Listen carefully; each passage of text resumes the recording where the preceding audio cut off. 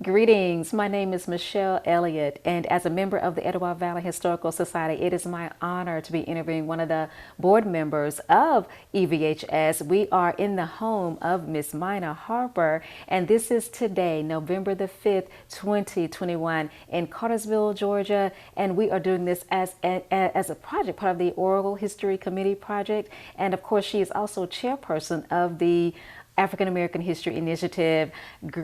We're so happy to have you here, Mina. Where should we begin? We will start at the beginning, I suppose, and just take us back to your childhood and how you were raised.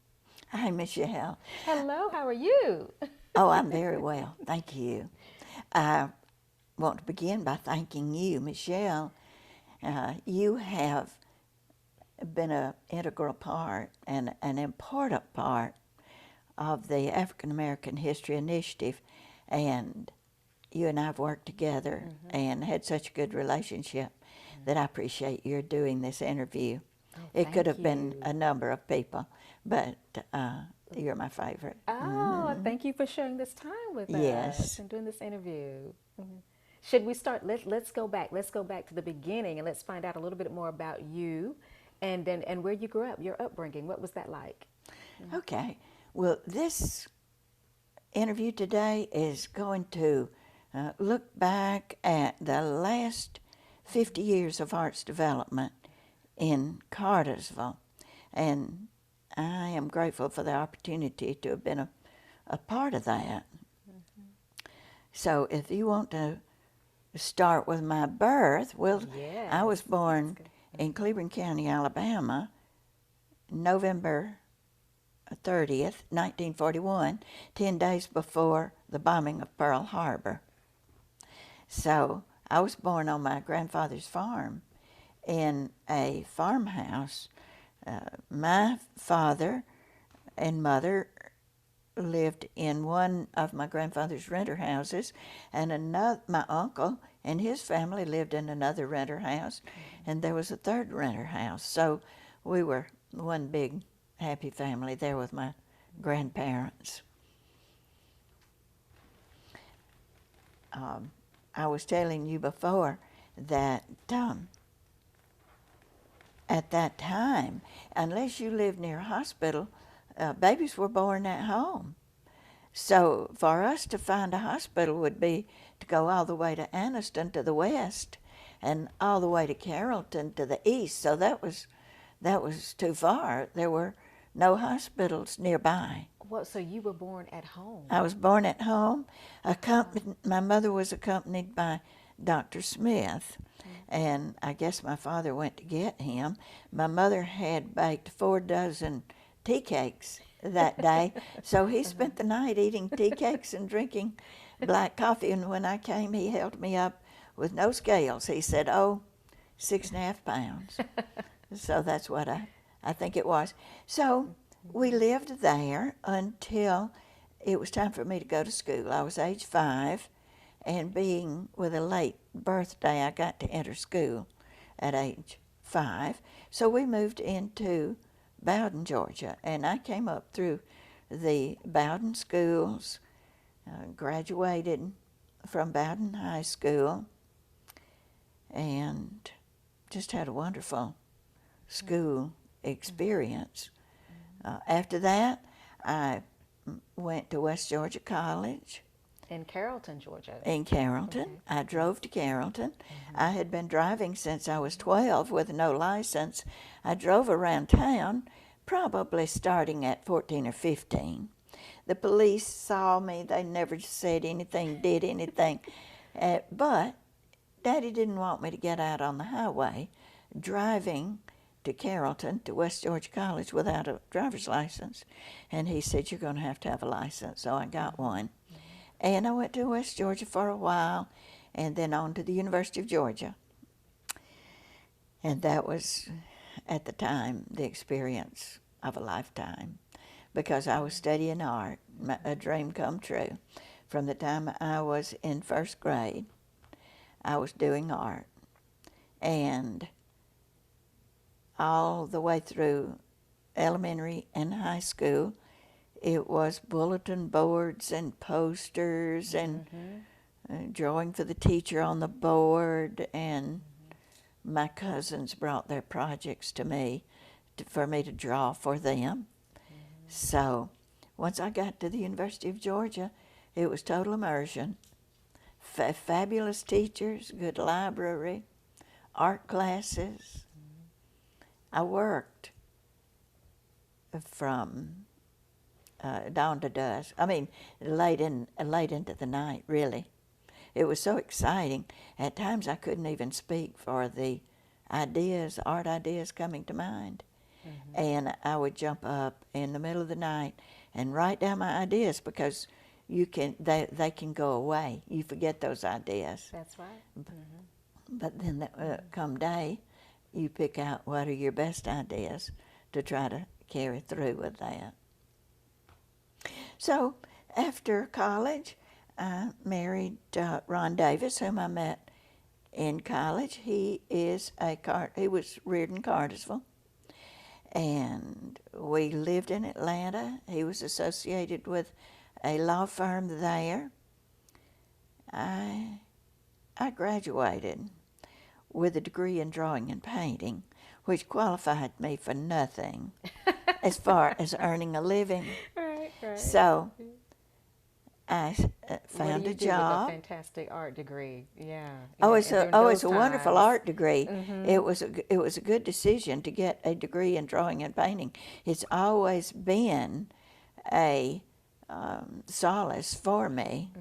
But as a young person looking for a job, I found a job teaching in a country school south of Atlanta on a provisional certificate. So I started to school at Georgia State University at night until I got my teacher education classes. And I taught in that school the first year as a second grade teacher. The next year I was asked to set up an art program. And the state consultant in art education came and helped me with the structure of what to do and how to make do with a low budget. We used a lot of natural materials, found materials. And after Fairview, I went to Southwest High School in Atlanta. So that was a high school program.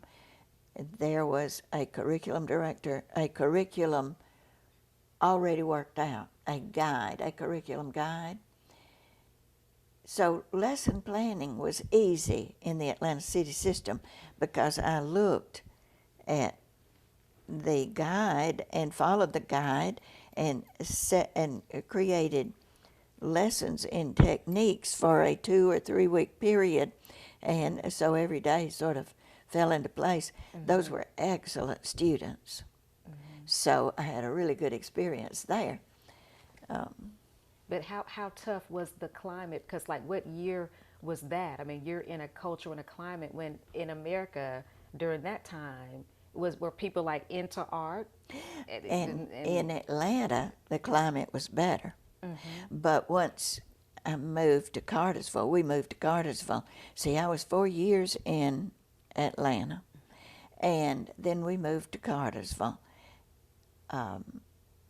The climate was not so good in art because the space race had revved up. America was in competition with Russia, and Russia had put up Sputnik, and they beat us to it. Wow. So what was...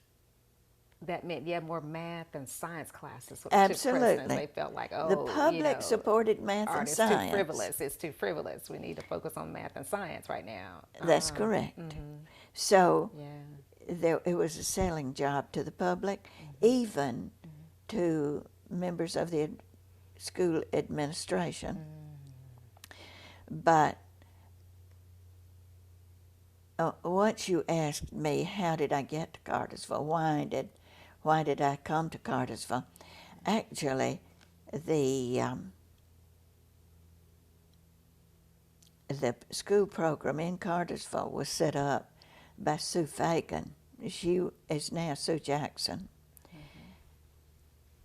the Cartersville City School System recruited her as the art coordinator for the city school system. So she set up the program, grades 1 through 12. Of course, it includes K now. And she had a baby and wanted to be home with a baby and recruited me. Her husband, after a while, she married, so she was Sue Jackson. So she came to Atlanta, where we lived, and asked me if I would take her place. She was recruiting someone to take her place. So I came to Cartersville as art director of the Cartersville City School System. Had an office in the central office downtown. I think that's City Hall now. And so it was all grades. For the whole system, it was more than 2,500 students. And so now there you are as the art director in Cartersville, Georgia, and Sue Fagan's been instrumental in making sure that the arts are very an integral part of the education. But now tell us how you got involved with the Etowah Arts Council and how that came about and what the purpose of the Etowah Arts Council is. Very interesting. The Etowah Creative Arts Council actually started on the state level. Governor Carl Sanders was campaigning for governor. He came to Cartersville, brought his wife Betty Sanders. The young Sue Fagan was the art teacher at the high school. She had a state-of-the-art new classroom at Cartersville High School. So when she met Betty Sanders wanted to see the classroom, and she explained to Sue Fagan, who was there with Sonny Jackson, her husband-to-be. She explained to Sue that she wanted to have as her project as First Lady of the state of Georgia to encourage art associations throughout the state. So she encouraged Sue to start it. The effort to have an art association, an arts promotion association in Cartersville and Bartow County. So when Carl Sanders was elected, he appointed Dr. Ezra Sellers to be the consultant to the outlying areas throughout Georgia. And he came to Cartersville. Sue Fagan invited the mayor, Charlie Cowan, Don Cordecki. You know Don Cordecki. Oh, yes. Yes. Was always front and center in arts promotion. He started the drama tours, which became the Pump House Players. Right, yeah. He was the MC for Cartersville. He was an ambassador for the arts. So he was at that first meeting. And of course, Miss Fagan. And there may have been Mary Vaughn, for instance, was an important person in that, and because of her civic interest. She was a person active in civic life, so she was probably at that first meeting too. And so that would probably have been about 1963, and by 65, Sue Jackson by then had recruited me. I had taken her position, and Don Cordecki called a community meeting to see if there was interest in starting an arts association. There were 40 or 50 people there, so he did a wonderful job at getting a lot of people together. There were representatives of all the clubs, civic organizations, and the people in town who were active in civic life. Of course, the mayor and W.J. Gordy, our local potter, who became famous when the the Smithsonian identified him as an important folk potter. But he was a friend to all of us, and he contributed a great deal before and after the formation of the Arts Council. So at that meeting, which was held at the old Atco School, the group decided that yes, we could start an art association. But like you say, the climate at that time was not open to art. So at that meeting, there were people who didn't understand, why have an art association? What's it for anyway? Is it not just entertainment, just frivolous endeavor of people? Right. And then there were people like Don Cordecki and the others and me who were, yeah, we can do it. Let's do that. But it's worthwhile to mention this school. The school has been torn down, unfortunately, but Don Cordecki and the Dramatours cleaned out this old abandoned school, made the stage to be a performance stage, and the Dramatours were having community performances in that stage. So we were in the audience area of the hall in that old school building. So we decided, yes, we'll go forth and have the second meeting to elect officers. Well, at the second meeting, the people who came were members of the Palette Club. That was a group of local painters. Dot Myers was, in my opinion, considered the premier painter in Cartersville at the time. She had been a student at the Art Students League in New York. And Ms. Luke Pettit, who signed her work, Gigi, was a member of the group. Betty Pierce and some others. They invited me to come to the painting group, which met about weekly, and I went when I could, but I was teaching and everything else, so it was just not possible to be there often.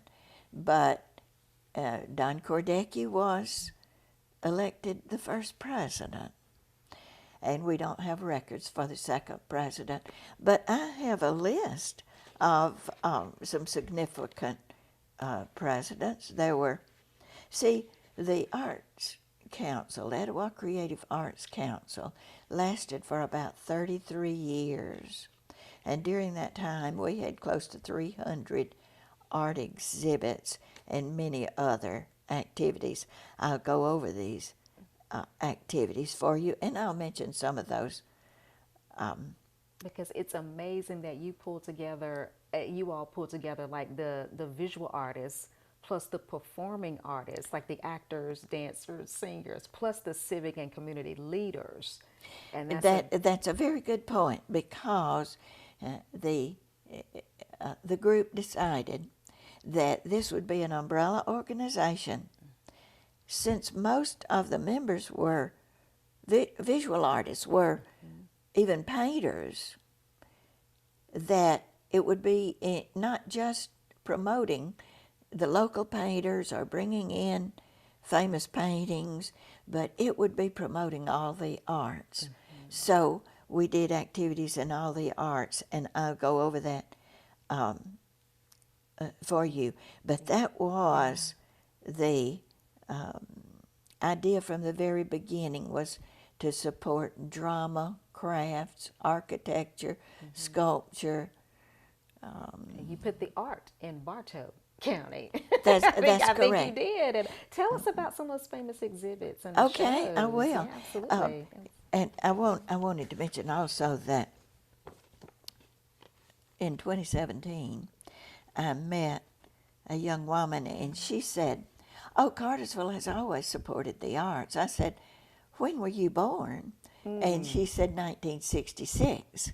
And I said, well, that's about when it got started, because before then it was difficult. Now, also a part of the scene was the coming of integration. We were segregated at that point, but The beginning of the Arts Council was in the schools, in the community, and the schools were moving toward integration, and ECAC, Etowah Creative Arts Council, always worked toward inclusion of black art. And I think we were the first to celebrate Black History Month in Cartersville and Bartow County. So you asked me about some of these projects. I have to look at my notes here. We had the second meeting. We talked about the function and the purpose.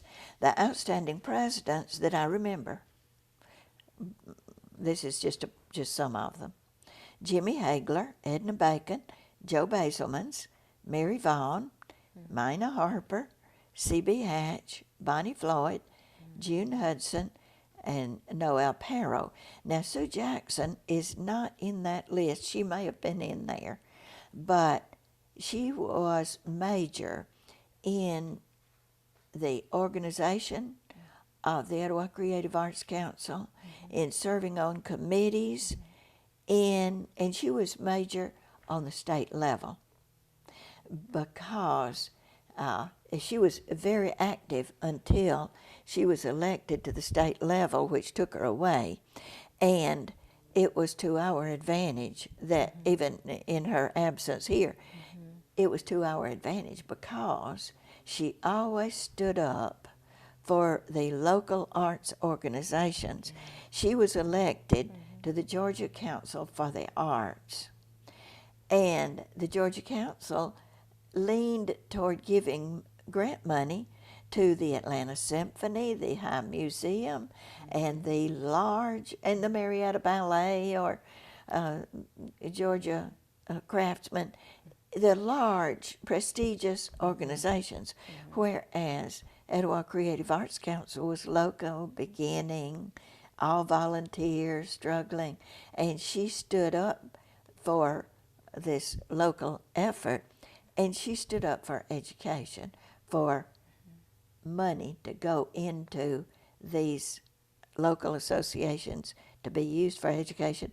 And of course she signed off on funneling money to Cartersville. We were able to get grants for paid personnel, at least on 2 occasions that lasted for 3 years, 5 years.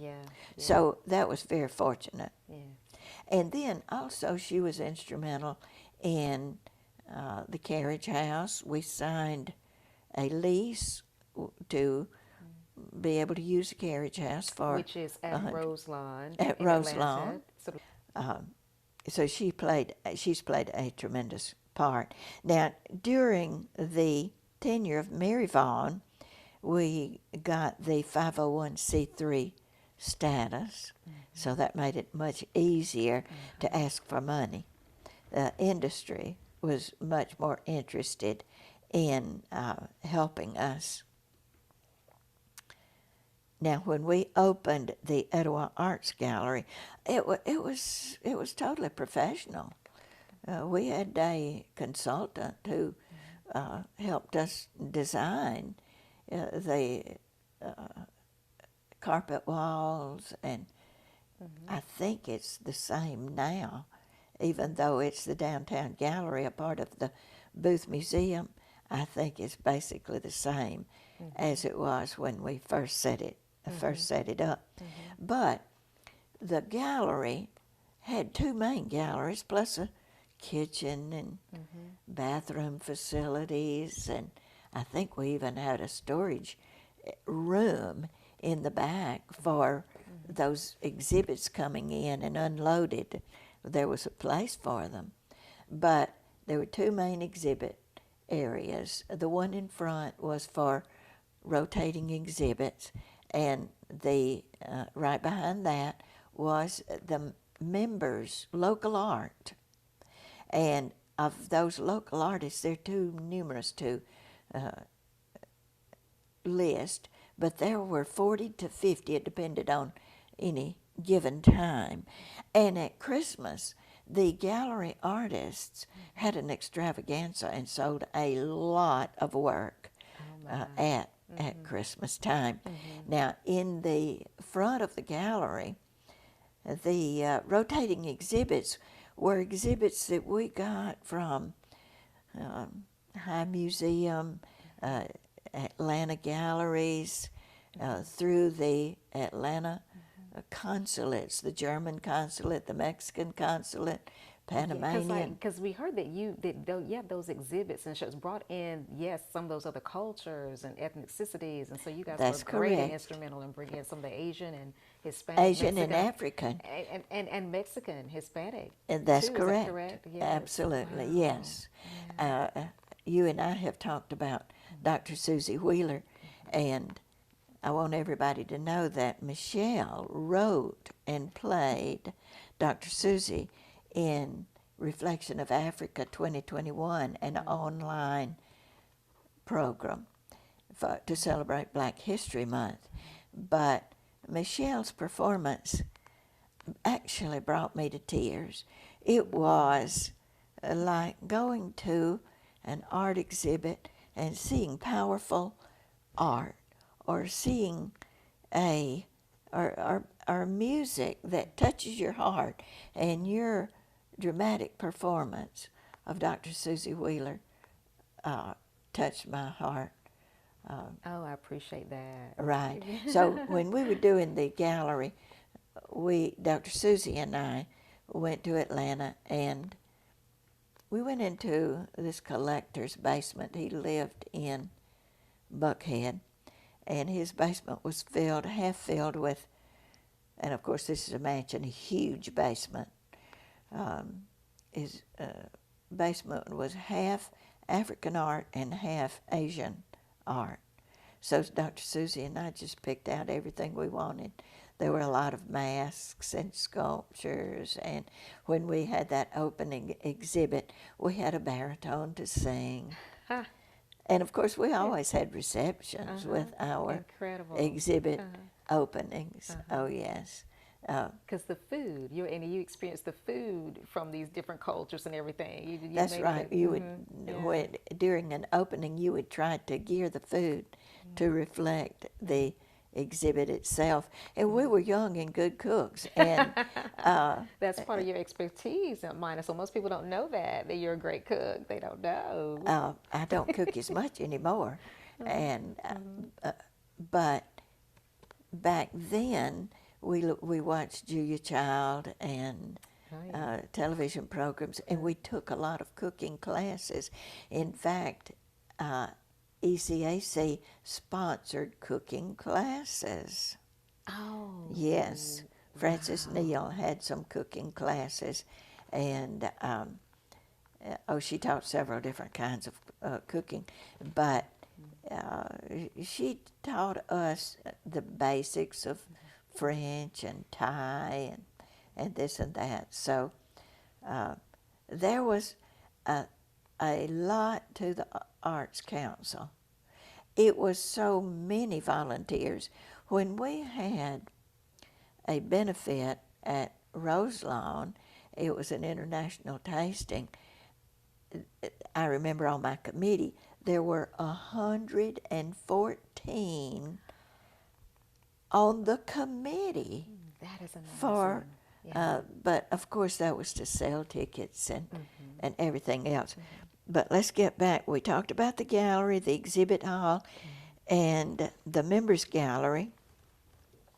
So let's talk about the different areas covered in the offerings of the Etowah Creative Arts Council to the public. Absolutely. We covered all areas. In architecture, for instance, Susan Knight drew up plans to adapt the Sam Jones Female College, which had later been used as Cartersville High and Cartersville Junior High.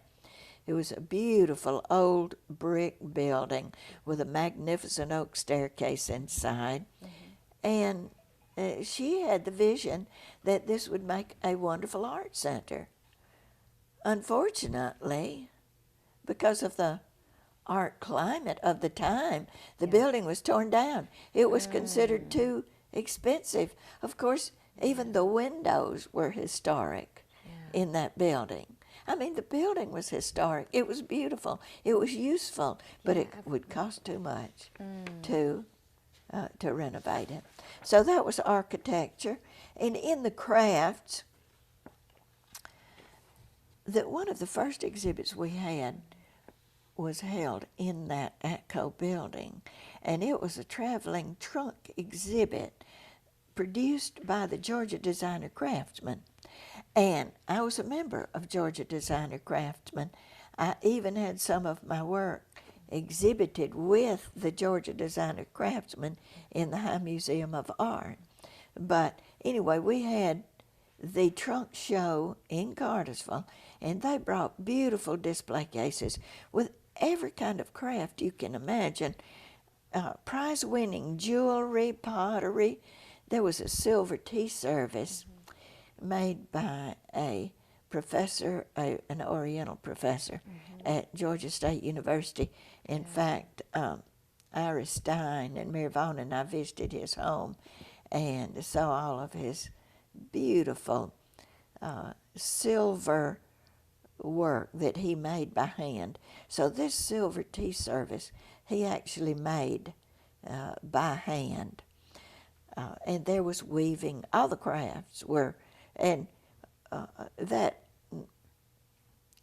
ring that had won Best of Show at the Piedmont Art Show was a part of this exhibit.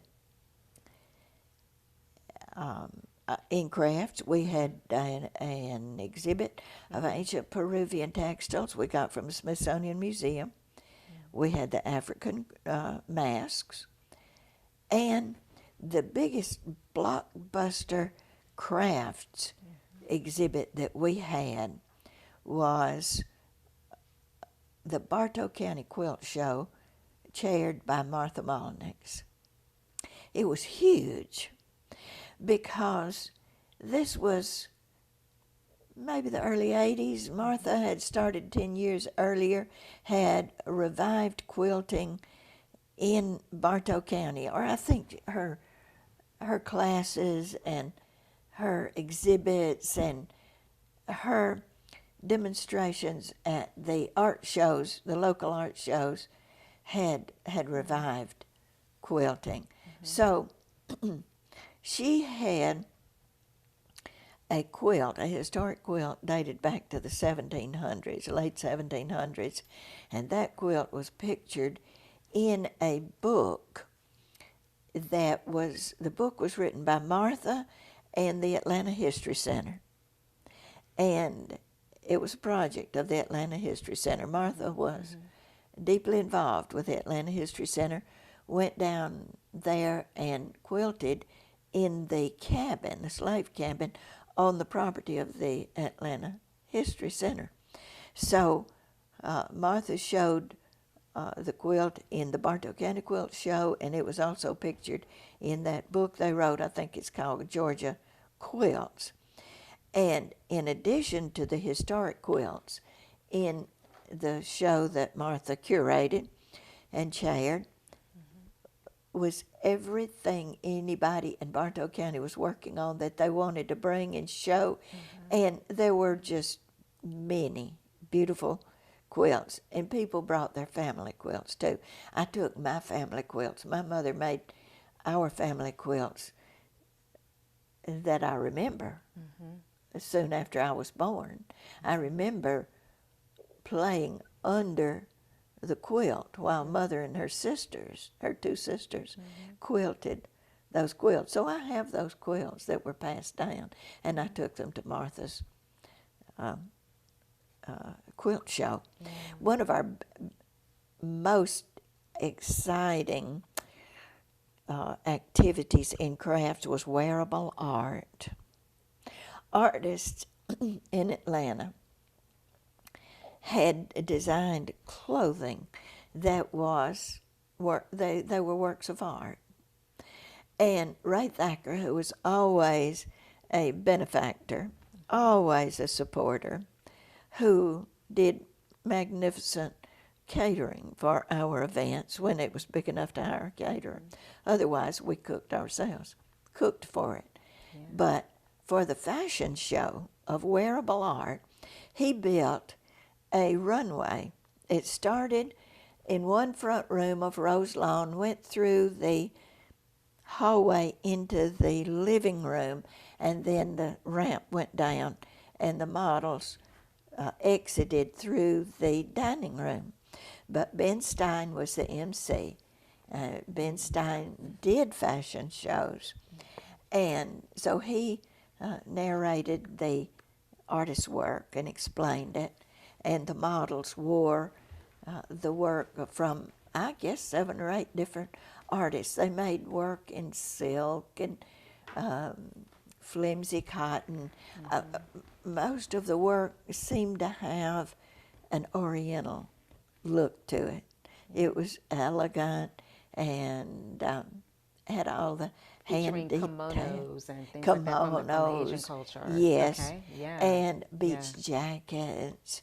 And after the show, all of the work that did not sell at the show was taken to Ben's store downtown, so that people could come into the store and try on things, or maybe order something custom. I have 2 or 3 friends who ordered custom-made beach jackets for their daughters. They were, just beautiful wearable art. But that fashion show was held at Roselawn. The luncheon was out on the porch. The tables were decorated with the Oriental theme, and Ray Thacker, like I said, built the runway. He put trees in there for decoration, and Ray is an artist himself, so he made the runway. Maybe it had red carpet on it. He really made it beautiful. And I can imagine, just gorgeous, because if you've ever been inside Roselawn, I mean, to do something with that space like that, Right. just an incredible feat. It was very well received. Then in weaving and pottery, W.J. Gordy had an exhibit at Roselawn. We used Roselawn a lot before having the gallery. Then Roselawn was one of the good spaces to exhibit, or the carriage house if the weather was good, or anywhere else. We would even put work in banks, or wherever we could find the Episcopal Church, wherever we could find a space. In sculpture, we had the famous Francisco Zuniga when we had the Latin American art show. And those works by Zuniga and other Mexican artists these are famous artists. They were insured for $45,000 each. Wow. So we were lucky to have those works. So I'm just covering the different areas now, as far as to give you the details on these exhibits. I'll do that in another section. You had so many awards and honors yourself. Can you tell us a little bit about those? We'll talk about myself. Let me get through. In painting, we had paintings on loan from Atlanta Galleries, High Museum. We had a German exhibit, and I've talked about that. Okay.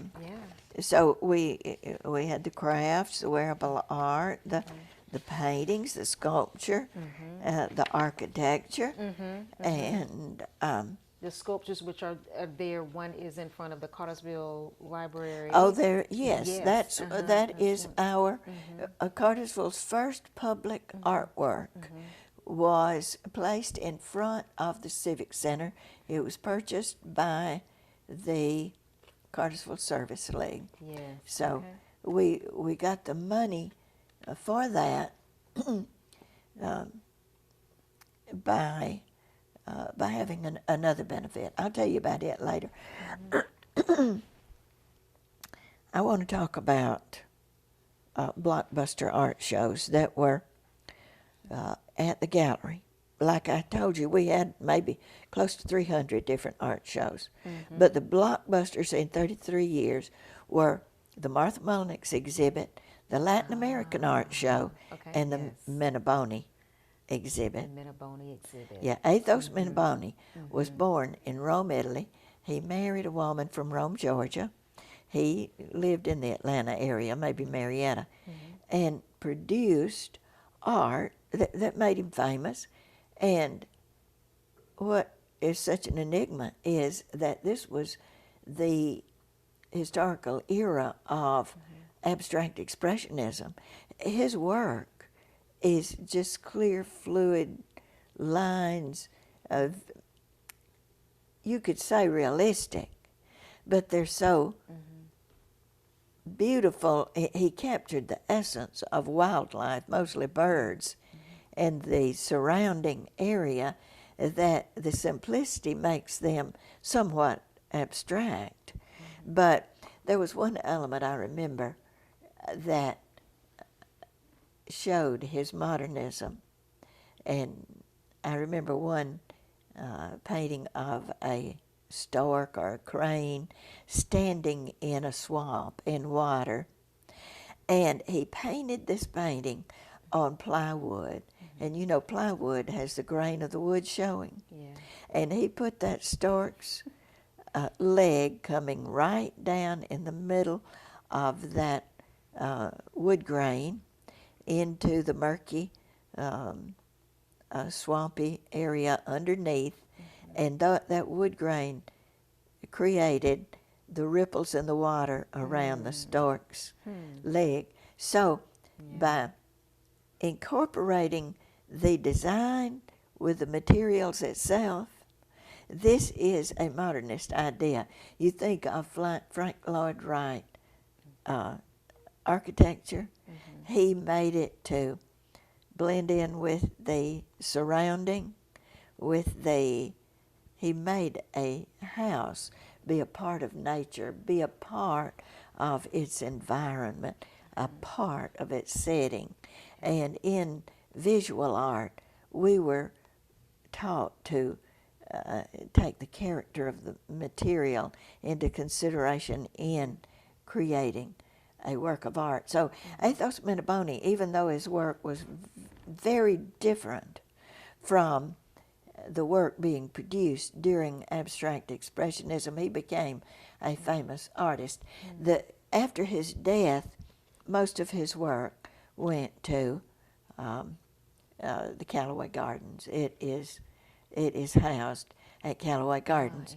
Now, Sue Jackson was the chair of that exhibit, and at the Latin American Art Show, I chaired that because I was already into Spanish by that time, and I was able to get the entertainers for the Fandango, which was the benefit to support the show.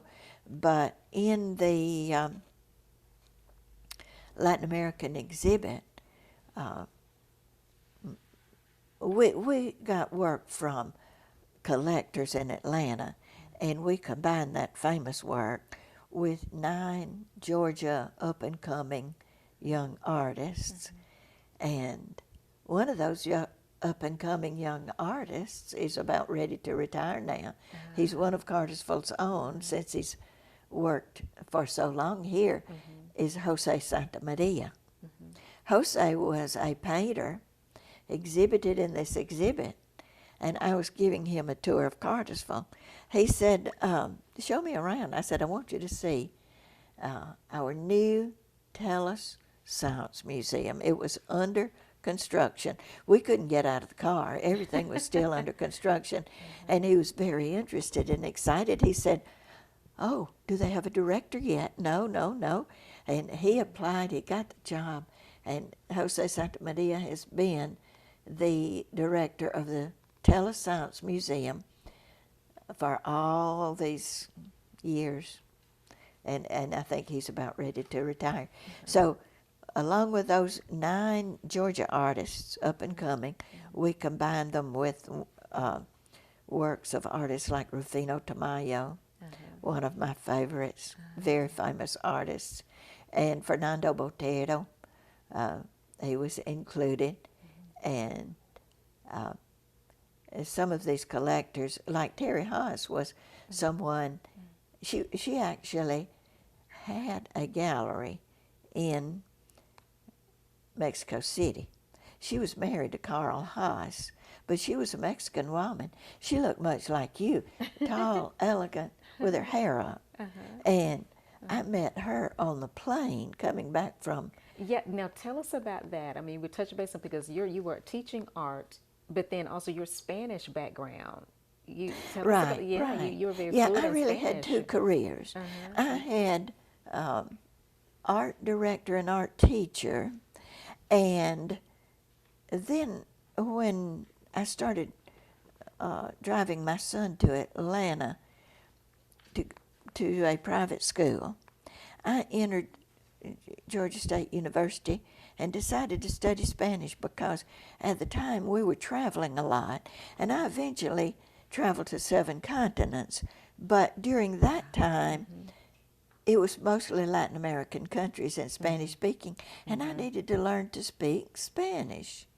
So I enrolled in classes with the idea of just taking enough to learn to speak. But when I took that 5th grammar class, I was sitting in class one day and I read a poem, and it hit me like your performance. It just hit my heart. Yeah. I said, this is art. How is it that I'm back in art? I did not plan this. I planned just to learn a little bit of Spanish, to speak when I was traveling, to read in the museums, to know what I was looking at about the artists. So I said, here I am, back in art. I couldn't put it down. And I went on and got a master's degree in an MA in Spanish and Latin American literatures. So this, whether it be poetry or music or drama or visual art, it is a form of communication, and it's essential to our society. It opens up new paradigms for the future. It brings us together, because when I see your work, that's a soul-to-soul communication. If it brings me to tears, then we're experiencing beyond the apparent reality. We are going to a deeper level, and that is a heart-to-heart communication between the artist and the viewer or the experiencer. Yes, So, absolutely. I believe that because as artists, I believe that's part of our mandate. We're bringing humanity together. absolutely. Yeah, That's a good thought, right? So I met Terry Haas on the plane, and she was married to Carl Haas. They lived in Buckhead in a fabulous home. Their son is possibly more well known, Carl Haas. He was the one who did all of the classical music on WABE Atlanta. And so here I am on the plane talking with Terry Haas, who has a gallery in Atlanta. And I said, oh, could the Arts Council use some of your work sometime? Would you give it to us on loan? She said, yes, of course. So I'm trying to think. I believe it was Bonnie Floyd and I, and a dermatologist, because we enlisted. Terry and Carl Haas were Jews, and the dermatologist was a Jew, and I thought that might help us. And he was one of us. He was one of the Arts Council. So he took his van to the home of Carl and Teresa Haas, and he helped Carl and Elliot load all of this fabulous sculpture that we put in the gallery, and they came up to see it even before the opening. So we just had a good time with them, and we collected other art too from, like there was a Guatemalan doctor and some other collectors in Atlanta. But we were able to get that really famous art, and to support that, we had Fandango, which was a dinner, and it was all Latin food, Latin entertainment. Fletcher Wolf did Spanish guitar. A Venezuelan couple did some disco dancing. That was very popular right then. That's right. And then a Panamanian folkloric dance group performed, because folkloric dance is very popular in these Latin American countries. And you can go through the consulates in Atlanta, and these folkloric dance groups perform in Atlanta, so we were able to get them. So those were the blockbuster visual art. When I'm trying to think of her name. Oh, one of our presidents. I can't remember her name, but she brought in the Alvin Ailey dance company. Oh, wow. So you know about the Alvin Ailey absolutely. dance company. And they still come to the Fox Theater every year. Right. So that's such So I guess we were in line with the Fox Theater. If they came there, we got them too. That's great. That's right. And then in drama, one of our blockbuster events was collaborating with the Pump House Players to bring a New York actress. She was an up-and-coming actress, not a well-known person, but a very fine actress. Now, we were able to get her through the National Endowment for the Arts. It was a program called CART, C-A-R-T, and it was Community Art something. And so Nancy Selin came. Yeah. She selected all of the players to be in The Miracle Worker. Our very own Susie Parker was the blind child, Helen Keller, and Nancy Selin was not only the director, but she was the one who brought Helen Keller out of her abyss. Yes. Because Helen Keller only had touch and taste. She had no sight or sound. So she was basically a really problem child. She was like an animal in a way. But Helen Keller was able to, her nurse and teacher was able to bring her out of that. Now, the benefit that we had to support this drama was an international tasting at Roselawn. There were 3 tasting benefits.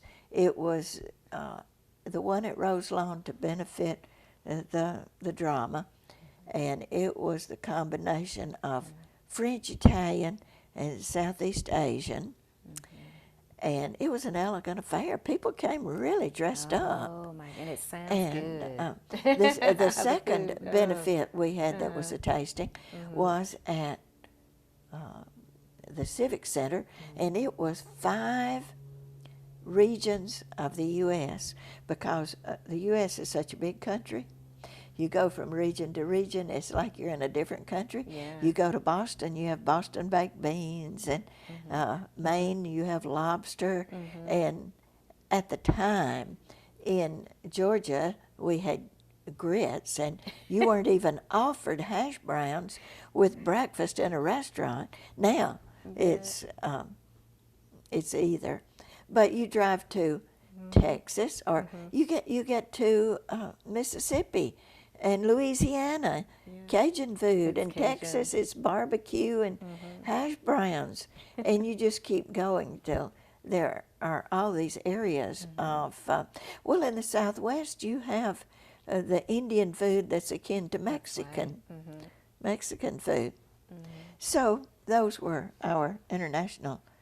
The third international tasting that we had was over the art gallery. It was Dutch. Joe Basilman's was, he's Dutch. He became an American citizen, but he was born in Holland.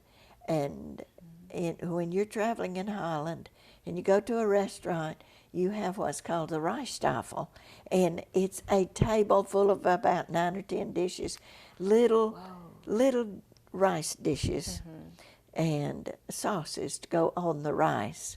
So we had a Rijsttafel, and it was very well received with tulips on the table and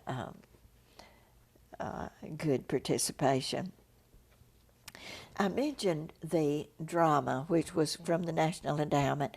Also from the National Endowment were 2 other activities of the Etowah Creative Arts Council.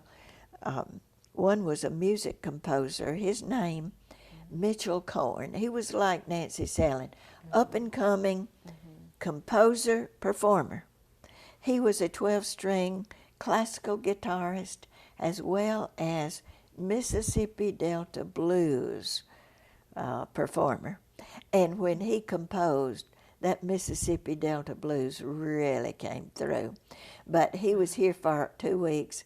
It was very exciting. He stayed in the home of a retired teacher on Main Street.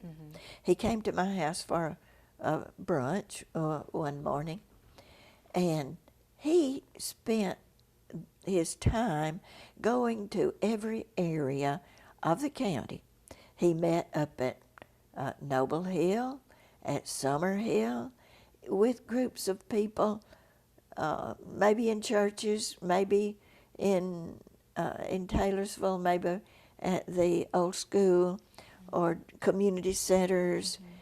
And he talked about his music, and he played his music. And that drummed up a lot of interest. People spread the word so that we had a good audience. Then at the end of his time here, he had a public performance, which was very, very well received. That was just an exciting thing to bring to Cartersville, to come under the purview of ECAC. So that was the music, and I talked about Nancy Sellen. It was the third exhibit we got through the National Endowment was the ancient Peruvian textiles. This came from the Smithsonian Institution. It came in a big trunk and heavily insured, of course. But there was a textile in there that dated back to the time of Christ. Of course, it was framed and under glass and very well protected. But can you imagine letting that out of the museum and it came to Cartersville? But it was under that National Endowment program that made this available to us. We were so appreciative. You mentioned public art. ECAC supported public art. The first public art that ECAC supported was a mural downtown, and that was after Jerry Brookshire's sculpture at the Civic Center. Now, let's start at the beginning, which is Jerry Brookshire's sculpture. So Cartersville's first public art was sculpture. Was the sculpture. I had been active with the Atlanta Boy Choir, and I went to Europe with a group, and so I knew Fletcher Wolf. And the Cartersville Service League had sponsored a operatic concert, and with the proceeds, with the profit that we made from that, we split it 3 ways, 2 to charity and 1 to buy that sculpture. So that's a permanent installation. Yeah, So that was Cartersville's first public art. And the second was Sandy Howell's painting of the Etowah Indian Mounds, which was put on the side of the Legion Theater. She won the contest, and her painting, which was so big, was blown up, and it stayed there until it deteriorated. Of course, it was an outdoor painting, and it was restored a couple of times and then had to be painted over. Then our third public art was Pathways to Freedom, A Story in Every Stitch. This is a sculpture and project very dear to my heart, because this was at a time when I was very active in the Etowah Historical Society. The Arts Council phased out in the late 1990s, and I joined the Historical Society on the board. I was a founding member of the Historical Society, but I joined the board around 2005. And as a part of that, I went up to, the board asked me to go to the George Washington Carver Park. And all of the historical societies in the county were exhibiting at the park. And Justice Benham was up there lecturing, and later he lectured at the Bartow History Museum. So I went to hear his lecture, and he was talking about George Washington Carver Park, and he said that people camped. And I remembered my uncles after World War II, which was the same time that George Washington Carver Park was established. And young laborers would go to Detroit to get jobs in the automobile industry because they could make $30 an hour. And I just knew that there were a lot of black men who went to Detroit to get a good job. And they couldn't get into a motel. This was segregation. I mean, this was the worst. This was a severe segregation. So they would have camped at George Washington Carver Park on their way to and from, if they lived south of here, then they were on their way to Detroit, because they're going to come home to Mama to see their family. And after World War II, they would have used quilts. They would have camped, they would have used quilts. And after Justice Benham spoke, I said to the group, don't throw away your family quilts, they're historic. So that's where the African American Quilt Documentation Project started. I got together 16 people, and it wasn't planned, but it turned out to be 8 black people and 8 whites, and they represented all of the historical institutions and in the county, as well as like the Visitors Bureau and the Downtown Development Authority. And we came together and we did some projects, including the sculpture, which is downtown. The first project we did was a bus trip to the Columbus Museum to see an exhibit of 100 quilts from black quilters all over the United States. And that exhibit covered 400 years of African American history from slavery to the present. And then we had a quilt exhibit for Memories Day 2018, and 55 black quilters brought their quilts. It was a beautiful exhibit, and we documented 13 13 historic quilts that day between the Bartow History Museum and the Quilt Documentation Project. We also had there a quilt in the frame, and this was a Malnix frame, a quilt in the frame called the Community Quilt, and it had the Freedom Squares. So when we had the dedication and the inauguration of the sculpture downtown, Pathways to Freedom, the Community Quilt was hanging. That was a part of the inauguration as well. Teresa Cook designed the quilt, and Teresa Cook was the liaison between the Quilt Documentation Project Committee and the sculptor. His name, Przemysław Cordecki, a Ukrainian sculptor. So she stayed up late at night, finished that community quilt, and it was on exhibit. And since that time, the community quilt has been exhibited maybe 20 times in the community. And in the last year, it was turned over to Summerhill Heritage Museum. So I'm nearing retirement, and they will make good use of that community quilt. And the sculpture downtown is 9 quilt squares, and legend has it, and of course it's not documented, we can't prove it. There are historians who object to the story even because at the time a slave was not allowed to learn to read and write. We're talking about a legend that tells of slave escape. Because the pictures in each square of the quilt was a clue to how you needed to get to your freedom.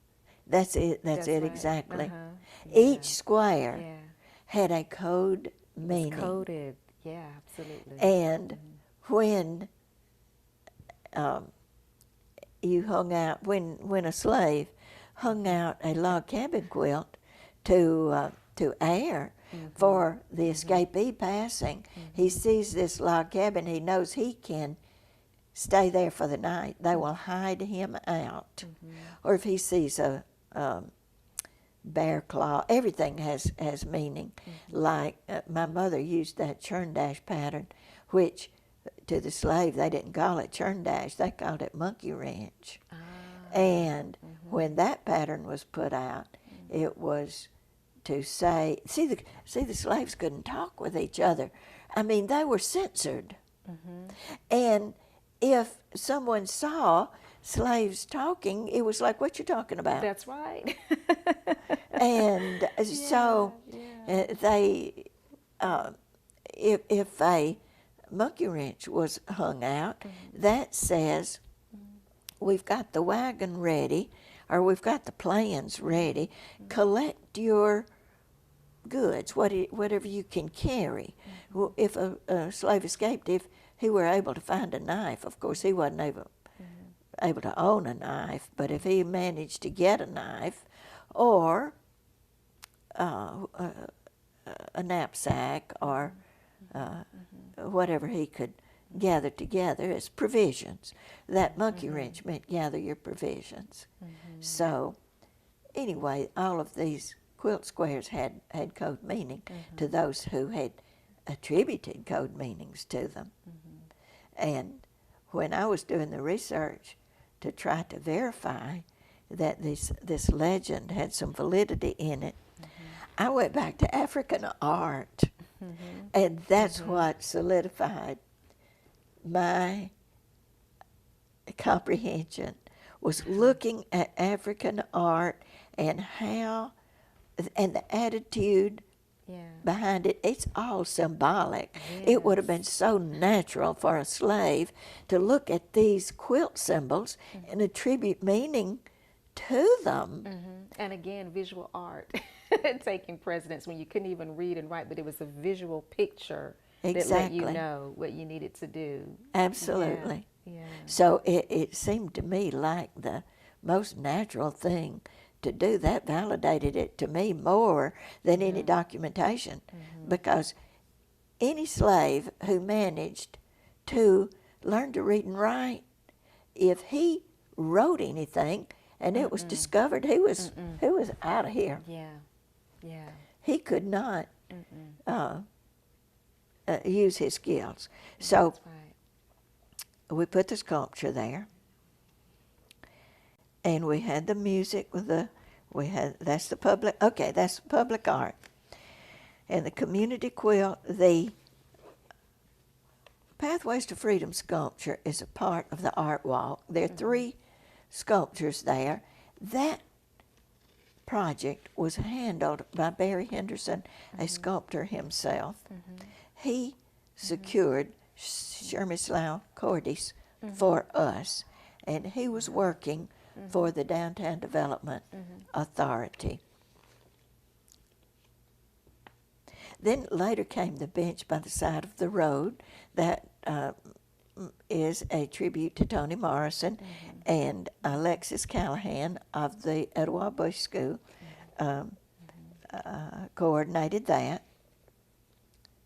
Then there have been sculptures at the Bartow County Courthouse, and those were placed there by Art in Bartow, and that's directed by Hannah Cook. And I mentioned Barry Henderson.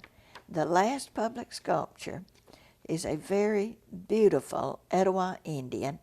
It is mounted on a boulder the size of a washing machine in front of the Etowah Indian Mounds Museum. And Barry Henderson spent 2 years researching, consulting with archaeologists, historians, park personnel. They have endorsed this sculpture as being completely authentic and realistic. What is so beautiful about the sculpture to me is not its authenticity. It's the grace of the figure. That figure looks like it could move any minute. The closest thing to that figure that I can compare it to is the Greek sculptures. I'm talking about the elegant, in motion, like the likeness. lifelike, Very lifelike. graceful Yeah. Greek sculptures. I'm talking about the ancient Greek sculptures. Now, they were all nudes, and the Indian is fully clothed, but you can see the beauty of the gesture and the stability of the figure. It doesn't look awkward. It looks so comfortable. And this Indian is, I guess he's praying. Perhaps he's praying. But he looks like you can almost hear him. He's so beyond realistic. He's, I guess you say naturalistic, that you feel the beauty and elegance of this sculpture. Like I say, you can almost hear him.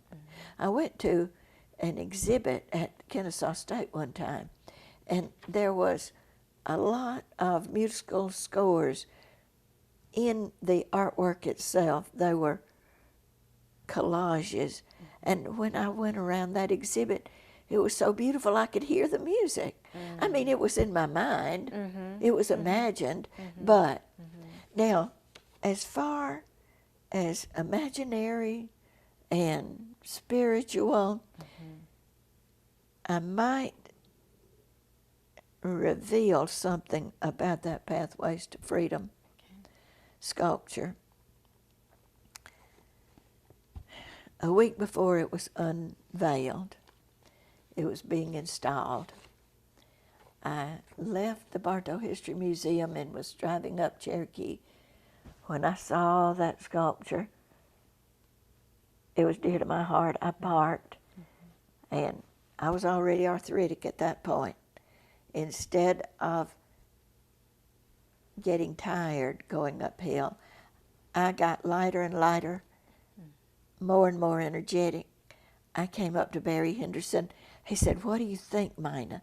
And my spirit soared.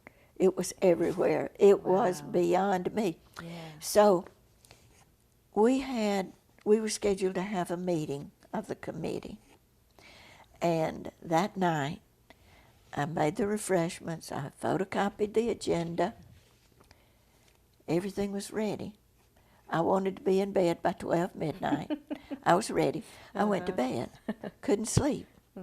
Up, down, up, down. Yeah.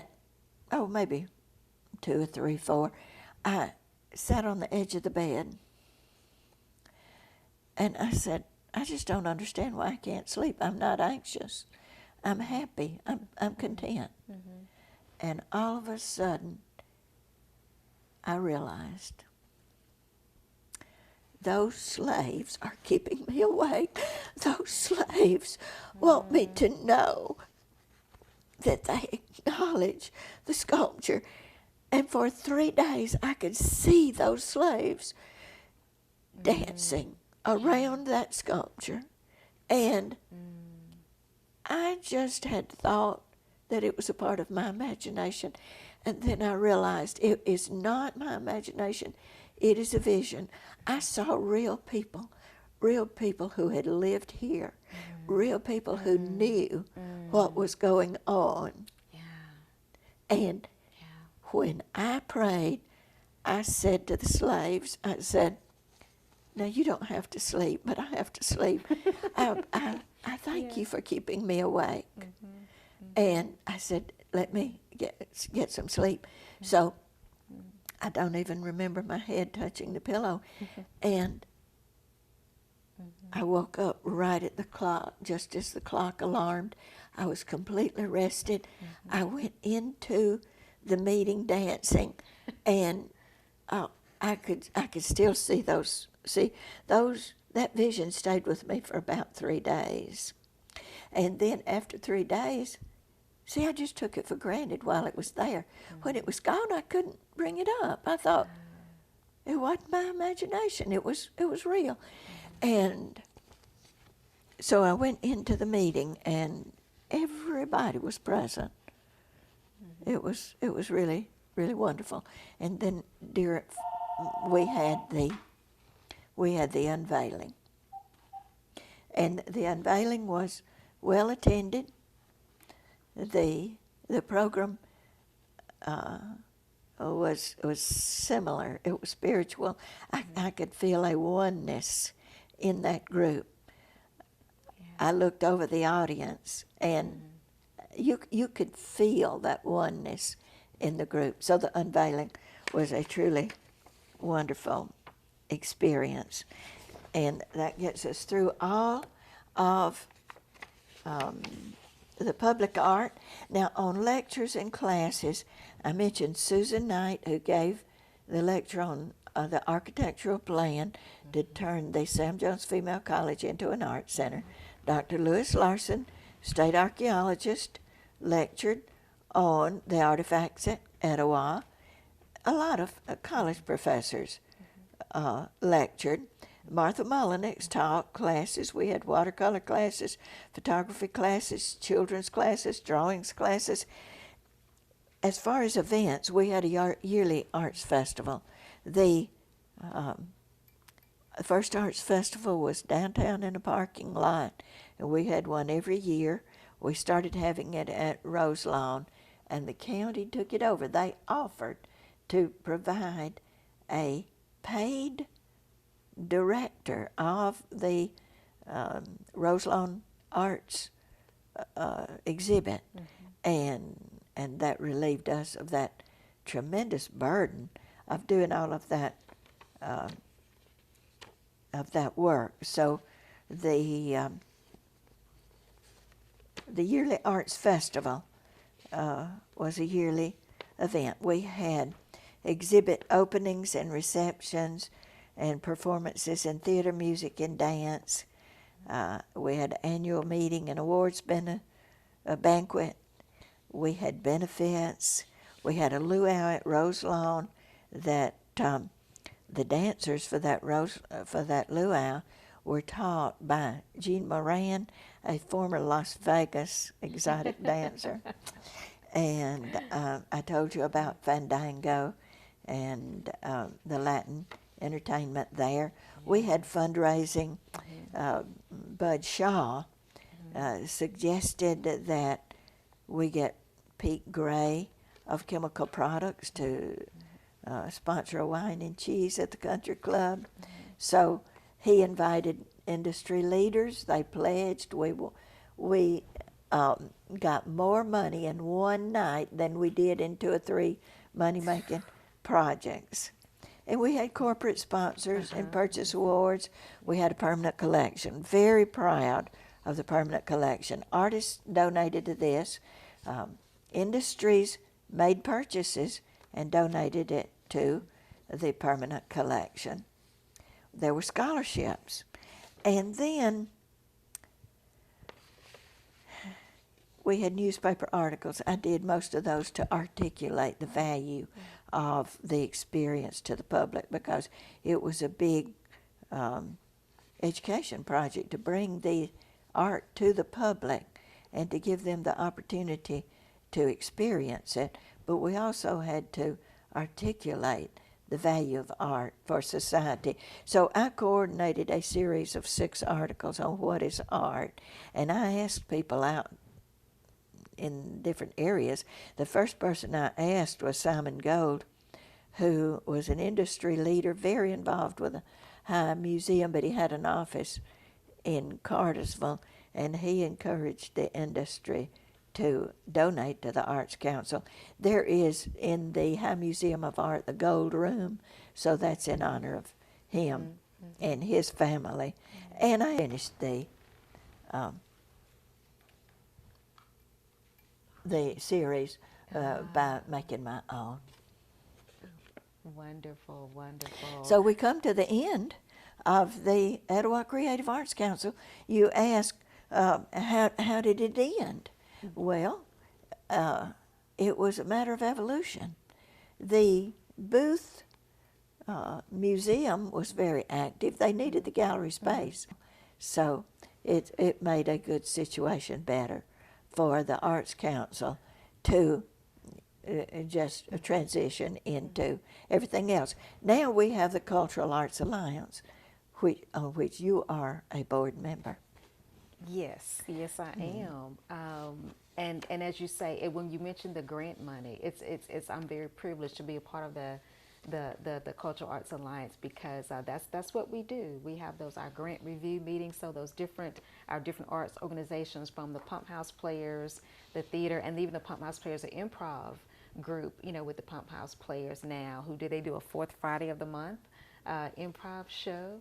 And so to go to their website, just Google them, but it's a matter of even the Summerhill Heritage Group, and with Sean Callahan being on the board, who's the husband of Alexis Carter Callahan. So, and they bring in the Summerhill Heritage Group and the Noble Hill piece to be able to extend grant money to the continuation of the African American part of it in that history, and preserving that and renovating that. They're renovating some things over at Noble Hill. We have the Bartow County Genealogical Society, which is a part of the group, as well as our dance group. So we're all a conglomerate of representing the different arts groups, with our Steps of Faith Dance and the Cartersville School Ballet. You support all the arts. Yes, so it's wonderful, the art scene in Cartersville now, because for 50 years it's been development, and now Cartersville is in Bartow County are an art destination. Yes, I agree. I love that. An art destination. That's it. That's it. So the Etowah Creative Arts Council improved the environment, the arts environment, and when the other bigger and better came in, the populace was more receptive.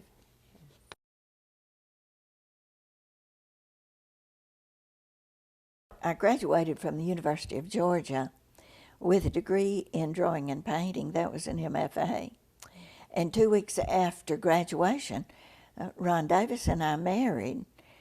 He was reared in Cartersville, but he was associated with a law firm in Atlanta. So we lived in Atlanta for 4 years. I taught in the Atlanta area schools. And Sue Jackson was leaving her position as art coordinator of the city school system of Cartersville and recruited me to come to Cartersville as the art director in the city school system. So I had an That's office how you in got the to city. Cartersville. Yes. So Ron set up a part-time office in Atlanta and continued to go to the law firm in,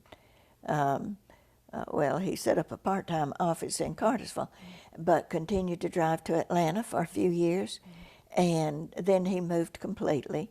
But I was well ensconced in the school system as the art director. But it was during that time that we started the Etowah Creative Arts Council. But you had a son during that time as well. You were starting your family. You had a son. That's the main reason I stopped my professional position, was to have a baby. And his name is Ronald Lee Davis Jr. So, of course, children are the joy of our life. And when he was 10 years old, we put him in a special school, private school in Atlanta, and that's when I began to study Spanish. So I've had 2 careers, art and Spanish. When I finished the Spanish degree, I started teaching Spanish. That marriage lasted 30 years, and when it all broke up, then a few years later, I met and married Don Harper. So Don and I had a wonderful life. We traveled mostly on our boat. We traveled in inland waterways and sometimes in the Gulf. And we helped a couple bring their boat down from New Hampshire. So we were in the Atlantic. And my husband was a retired fighter pilot and Eastern Airlines pilot. So he was a very good boat navigator. He was always designated as the navigator when a group of people would get on a big boat. The biggest boat we owned was 65 feet. Our boat is 43 feet. So he and I were a team. We could run the boat by ourselves and hook up and do all that was necessary. And we had in the galley a small refrigerator with a small freezing space, and I could plan a month of meals and put it all in the freezer. And many times we did not have to stop and go somewhere to a grocery store. We were self-contained, but we carried bikes on the boat, so we could unload the bikes and take off to the grocery store on our bikes. So Mina Harper, now you as a visual artist, you've completed many works yourself. So tell us about those works, and then some of the awards and honors that you've received as well. Some of the work and the honors go hand in hand. When I was a senior at the University of Georgia, luckily, 2 of my works were chosen to go in the senior exhibit. Then, when living in Atlanta, the Piedmont Art Show was front and center, so I entered work. And to my big surprise, I got Best of Show in Pottery. That was a money prize, $1,000. And I got 2nd place ribbon in drawing and a 3rd place ribbon in painting. So I decided to join the Georgia Designer Craftsman, entered 2 works in a group show with them. Well, I entered several works, but 2 were chosen. And those works showed at the High Museum of Art in a group show with the Georgia Designer Craftsman. once I got to Cartersville, I exhibited in local shows, and I usually won some little $15 or a ribbon. The problem with exhibiting locally was I usually damaged more than was worth it, than I sold. I damaged more than I sold. So I would break a pot, or the dew would cause two-dimensional work to buckle. So I didn't do that after a couple of years. I do have work in private collections because my stepmother-in-law, Jimmy Davis, was an interior designer, and she needed my work for some of her interior design jobs. And so I made a number of paintings for that. Then when I was in the Service League, there was a contest for the cover for the Follies in 1976. I made a lot of thumbnail sketches for that Follies design, and there were 7 or 8 artists who submitted cover designs for that program, and mine won, so I'm grateful for that. The design is nothing outstanding, really special. It was good enough to win, but to me the historical part about it is the fact that everything had to be done by hand.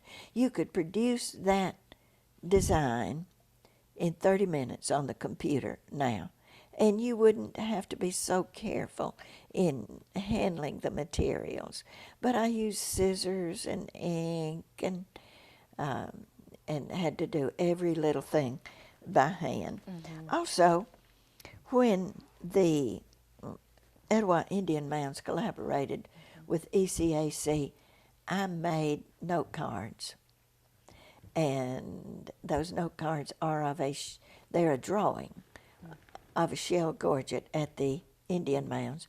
So my drawing was made into 2 printings of the note cards, and they were sold at the Indian Mounds and for ECAC until they were all sold. One of the most exciting things I ever did was participate in the Georgia Festival of the Arts in Italy.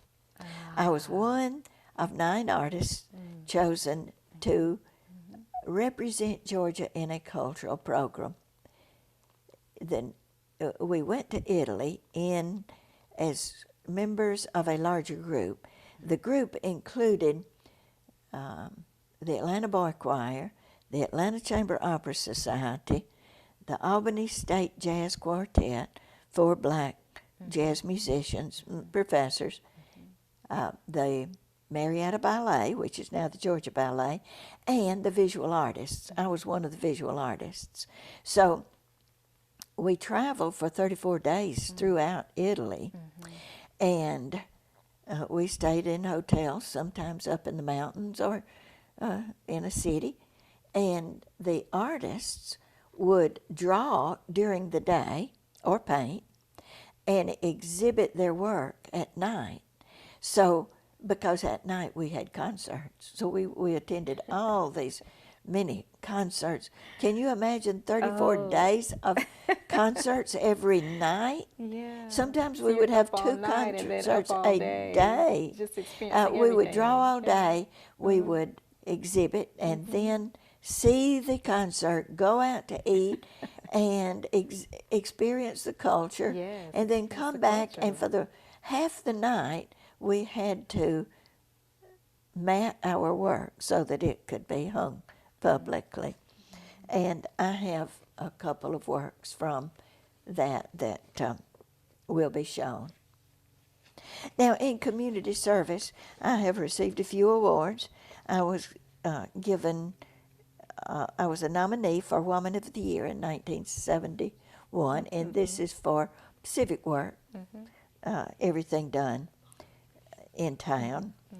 And the Cartersville Service League established the Cultural Committee, and it was under the auspices of the Cultural Committee that we had the operatic concert that had enough money left to buy the Jerry Brookshire sculpture that was Cartersville's first public art. I received a Community Service Award from the Etowah Creative Arts Council. That was about 1980, and that was just for all the work that you do in arts promotion. There were artists who took the opportunity to promote their own work, but you have to make a decision. Am I going to make it possible for them, or am I going to work on my own work? So approaching 80, from 80 to 90, I'm going to work on my own work. Absolutely. And you That's got the such a future. full life, and the best is still yet to come. The best is yet It's to still come. yet to come That's for you. correct. Absolutely. And about that time, I was elected to the state board of the Georgia Citizens for the Arts, so I served maybe 9 years on that. I was given a certificate of appreciation from the Foreign Language Association of Georgia.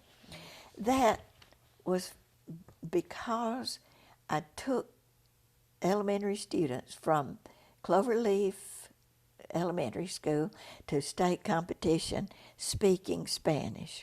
And these children loved to dress up. They did skits. They were wonderful. You cannot imagine how naturally they performed speaking Spanish in costume, doing the skit that we had written together.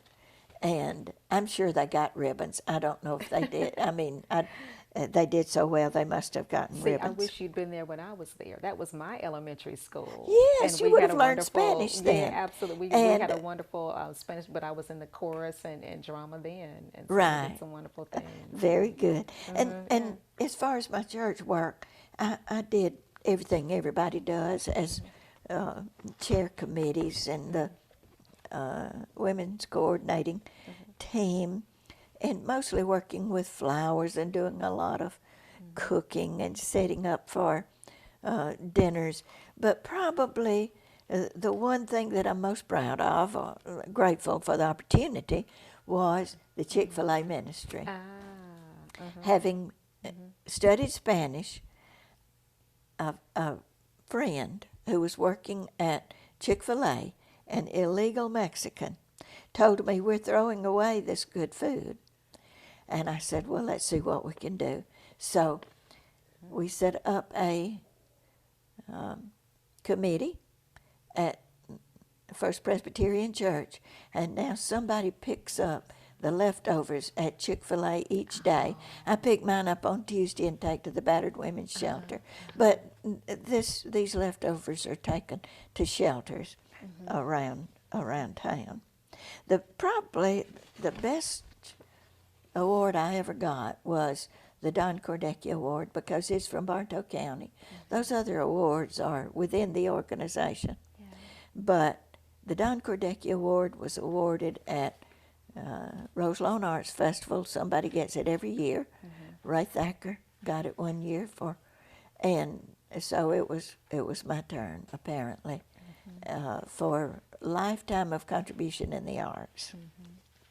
The last and most recent award I got was from the Etowah Valley Historical Society, and it was a Historical Preservation Award, and it was basically for my work with the African American Quilt Documentation Project, and that project transitioned into a board position of the Etowah Valley Historical Society, the African American History Initiative, and every year we have celebrated Black History Month. We have showcased Black history through the arts. First year it was Taste of Africa, 2019 Sound of Africa, 2020 a concert, Reflection of Africa, 2021 an art exhibit, Reflection of Africa 2022, which is coming up, more art, and Reflection of Africa 2023 we were hoping for a drama. We've had some complication there, and we're just waiting for God's deliverance. Yes, we're looking forward to it. That brings us We'll see what to, God does. Amazing. We'll see what That's God true. does with that. That With brings us to the AHHI. future, which we look forward to. Absolutely. I really have enjoyed working with you. I've enjoyed working with you as well. It's been amazing. Look at Thank there. you, Mina Harper, for sharing with us today. It's absolutely incredible history. Thank you for tuning in to our oral history today with Mina Harper. If you'd like to learn more and become a member of the EVHS yourself, then please do so. Visit the website at evhsonline.org.